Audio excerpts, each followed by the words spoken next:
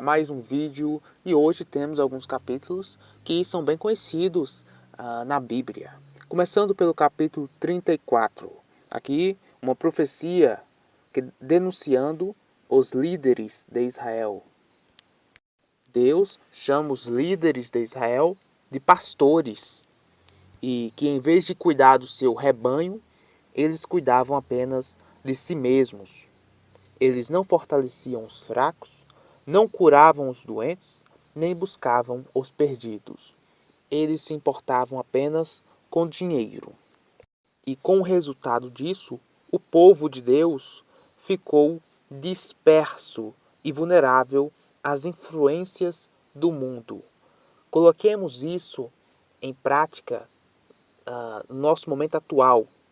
Muitas igrejas visando apenas o lucro e, por conta disso, se assemelhando ao mundo e se deixando fazer pactos, contratos com o mundo a fim de conseguir mais irmãos para a igreja.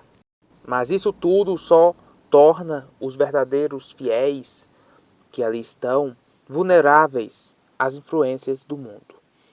E Deus promete procurar suas ovelhas espalhadas. É interessante que ele diz que a ovelha rebelde será destruída. E que no futuro ele levantaria um pastor, que aqui chamamos de meu servo Davi. É uma referência direta ao Messias, Jesus. Então, é uma profecia de Ezequiel que ainda não se cumpriu. E no capítulo 35, basicamente é uma profecia contra Edom, novamente, contra a nação pagã de Edom. Por quê? Porque Edom seria julgada. Por quê?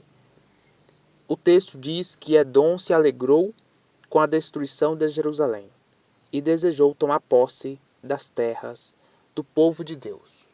O que eu quero dizer é, uma nação caiu e a outra nação, em vez de levantar luto e solidariedade, foi alegre. E Deus não gosta disso.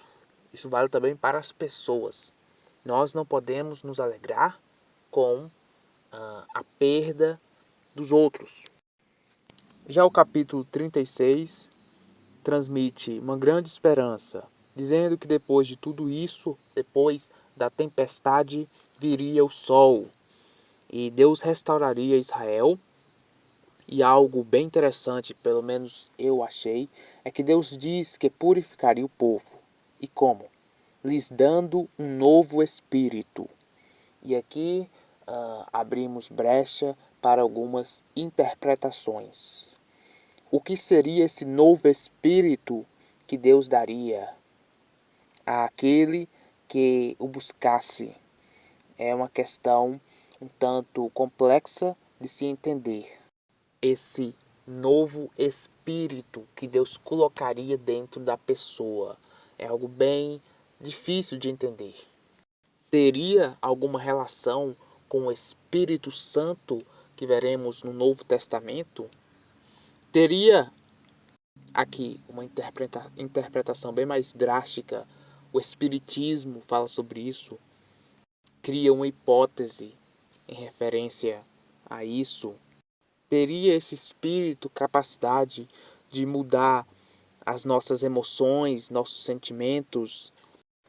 O objetivo desse espírito, o texto menciona, para que aqueles que servissem a Deus fossem capazes de obedecer a sua palavra. Aí temos outra dúvida.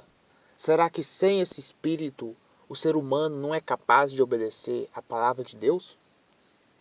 Mas se fosse assim, o responsável pelos pecados que cometemos não seria Deus por não nos dar o Espírito que nos capacita? A maioria dos estudiosos entendem que esse Espírito de fato nos capacita e que pode sim ser o Espírito Santo mencionado no Novo Testamento. E para a pessoa receber esse Espírito era necessário um arrependimento. A pessoa se arrependia de seus pecados e Deus lhe entrega esse espírito.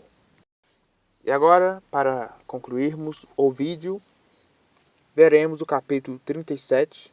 É um dos capítulos mais famosos da Bíblia, que é a visão do vale dos ossos secos. O que significa isso?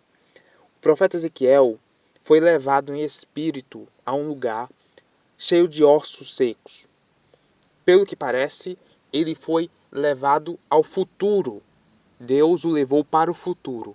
E ali, Ezequiel, que já vimos em outros vídeos, viajou no tempo, para o futuro e para o passado, graças a Deus. Aqui, Ezequiel vê um vale, um cemitério, cheio de ossos. E que Deus ordena que esses ossos se ajuntem e também se transformem em carne. E Deus sopra o espírito da vida e esses voltam a viver. E aí temos duas explicações principais.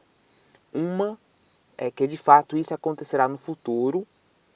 O povo de Deus foi assassinado e então Deus irá ressuscitá-los. E o texto diz que todos verão que ele é Deus.